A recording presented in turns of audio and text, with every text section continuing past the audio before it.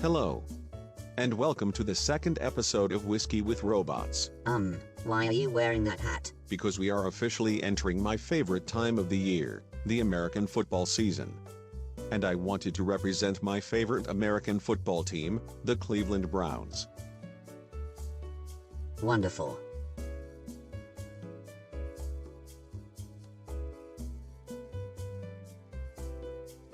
So when exactly did you become a Browns fan? Actually, I have been a fan of the Cleveland Browns my entire life. You're like 3 years old.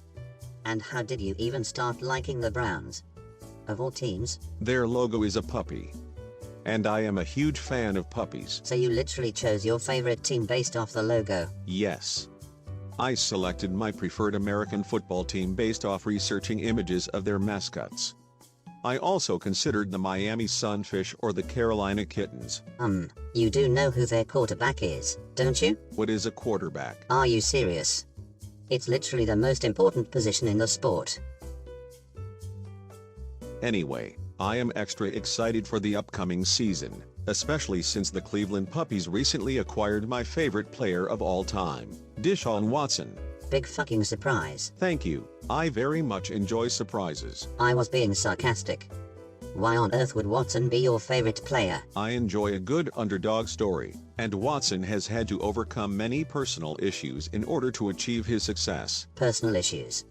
Are you seriously calling over 24 documented sexual assaults just personal issues? Those are simply allegations. Over 24. Over 24 legally documented allegations. Several of which were settled out of court. You can disapprove of a player while still rooting for an organization. It's the American way. But this wasn't just a player. This was an entire organizational failure from top to bottom.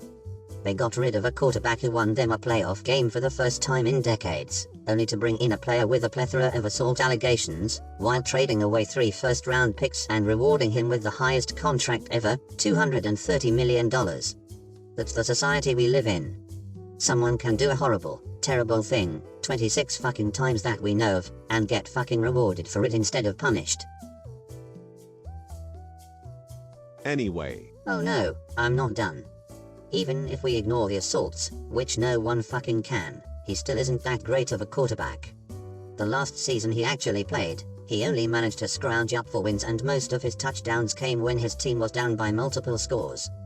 He isn't worth the football investment, let alone the public relations nightmare. I do not understand what many of those words mean. Of course you don't. You don't know football, or else you wouldn't be a Browns fan. You've never even been to Cleveland. You were made in fucking Taiwan. Actually, most of my parts are recycled. Whatever, the point is, you can be a Browns fan, but also push back against their horrible ethical choices. Don't excuse them for the sake of fandom, especially with something as serious as this. You know, you sound awfully anus pained right now. Anus pained? Are you trying to say butthurt? Yes, but I would never stoop to such naughty language, so I made it more mature. Because as a lifelong and future fan of the Cleveland Browns, I have morals.